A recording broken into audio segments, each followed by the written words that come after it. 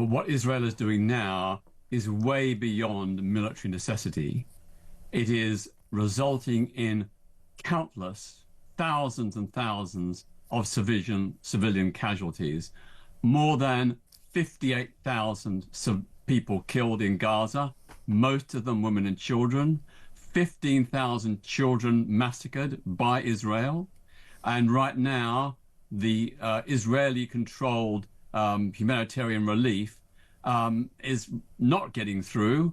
In the last few days, at least 19 civilians have died of hunger and starvation. And on top of all that,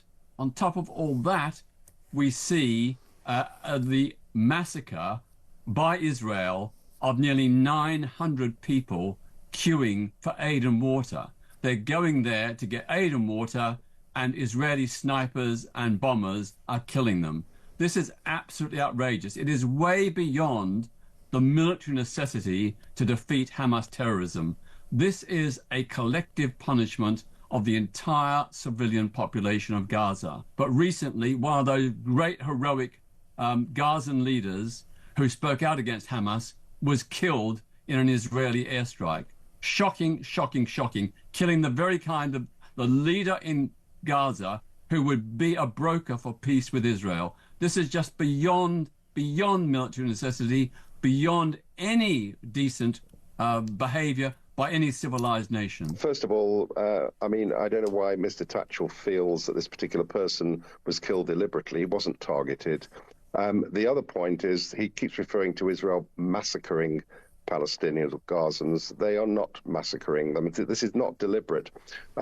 He is twisting the facts here.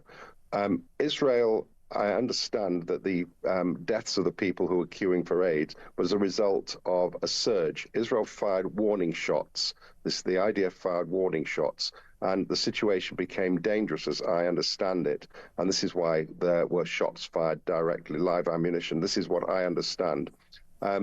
Israel does not deliberately target these people. Any abuses by Hamas does not justify the collective punishment of the whole Gazan population, and that is what is happening. It's a collective punishment. Look at Gaza now. 86% of Gaza has been ethnically cleansed by Israel. People forced out of their historic lands, their homes, their workplaces. They're now herded. 2 million people have been herded into an area 20 miles square. 2 million people. This is just unconscionable behavior. It reminds me of some of the worst war crimes committed in history. First of all, I would like to take Mr. Tatchell to task over this grossly slanderous statement accusing Israel of ethnic cleansing. There has not been ethnic cleansing. That is slanderous in the extreme. I don't think most decent people would actually call it this. Well, just to go back to the point about ethnic cleansing, when you remove every single Gazan person because they are Palestinian from 86% of the land, that is ethnic cleansing.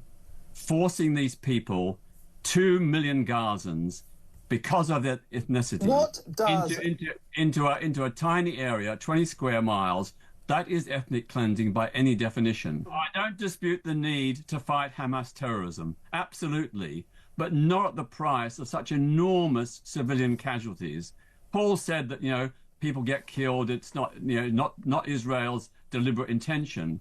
You can't wish away or explain away the killing of 15,000 Palestinian children. That's not accidental. It is reckless, indiscriminate bombing of civilian areas. Israel would never accept in a war situation that their cities were bombed to try and root out Shin Bet or IDF, and in the process killed tens of thousands of Israeli civilians. You would never accept that. So why do you think it's okay to kill Palestinian civilians in the same way? It's just not acceptable.